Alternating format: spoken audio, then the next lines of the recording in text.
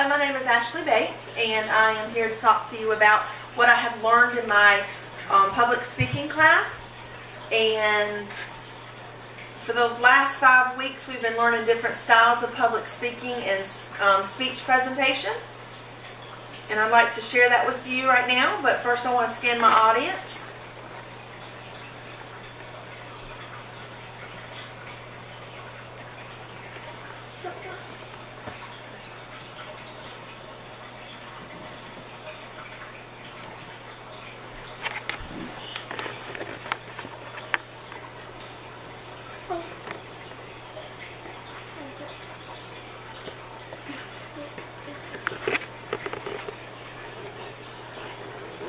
We started off the class with our class biography, and that was a video presentation. I felt like I did not do as good as I could have because of the quality of my video, and that's important when you're doing a presentation, that your quality is exceptional. It will distract your audience, and we've also learned throughout this class about being audience-centered, and I'll discuss that a little bit more in a few moments. So after the class biography, I was able to meet other fellow classmates. So the week 1 was more of an introduction week, and we got to know each other a little better, and I feel like that helps when you get to know people. When I started this class, I was very nervous, and I still feel nervous, but I feel like that by taking this class and learning the things that I've learned and being able to utilize what I've learned going forward, I can help be more confident in my own skin. And I'll know how to organize my presentations better and utilize my resources better. Week 2, we did impromptu speeches, and that's more of a normal encounter that we encounter on a daily basis in groups of people we run into, business associates, people at church, work, family, friends. And it's just pretty much where I had to have my audience ask me questions off the tops of their head, and I had to come up with the information or my answers right on the spot. It did take me a little while. I had a couple of times where I paused quite a bit, but I had to collect my thoughts and answer the questions to the best of my ability at that moment.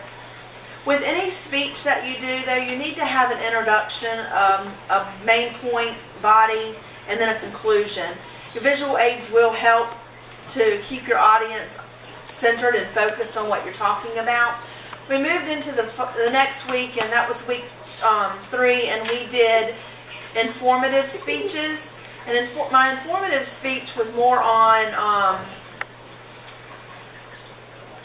relocating, and I provided a PowerPoint presentation of several different locations. Suburban area, rural area, out in the country, and then big city, and the cost of living in each of these towns as far as acreage goes, and more money, more bang for your buck. I used resources that I found online, different real estate websites, and tourist information from the local towns. I felt like I did okay on that one. That was kind of my first real big speech. I was a little bit nervous and not as relaxed as I felt like I should be, but I did fairly well on that one. It's important to make sure your information is backed up by your resources, and that your information is as true as possible, and that you keep your audience entertained with your information so that they're not, their mind's not wandering, they're not losing interest in what you're saying. Sometimes it's great to have feedback from your audience that helps keep, the conversation, and helps you maintain the audience-centered focus that you're trying to maintain. Then we moved into week 4, and I did my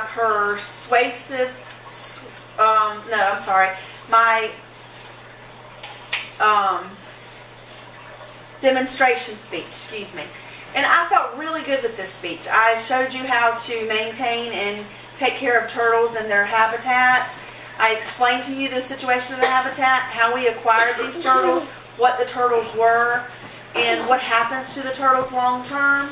I showed you how to clean each part of their cage and what their necessary needs would be, their basic needs, and how to care for them.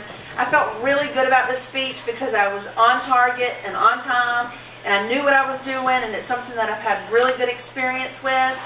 I feel like I could have cited more references and resources that people could have gone to that are not familiar with turtles, other than my personal advice and opinion.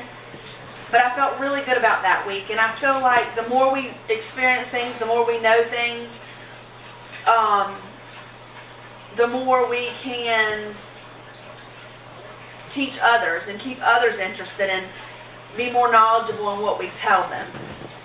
And then we closed out week 5 with our persuasive speech, and mine was on homeless pets, and that's something I'm very passionate about.